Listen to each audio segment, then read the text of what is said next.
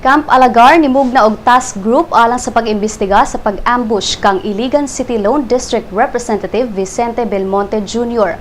Matod sa mga pulis nga si Belmonte kauban na iyang grupo gi-ambush sa wa pa mailhing mga tawo sa Lagindingan, Misamis Oriental kagahapon sa hapon. Patay diha dayon si Police Officer 3 Marcos Andres, usa sa mga security escorts ni Belmonte, samtang namatay sa emergency room sa Misamis Oriental Provincial Hospital sila si Ayan Dumagi 29 anyos ug STK Silanan 40 anyos. Naangol si Roel Viejo nga mao'y naglingkod sa luyong bahin sa sakyanan kauban si Belmonte. Samtang ang duha ka staff members ni Belmonte nga sila si Rio Don ug Noel Joe na confined sa managlahing ospital.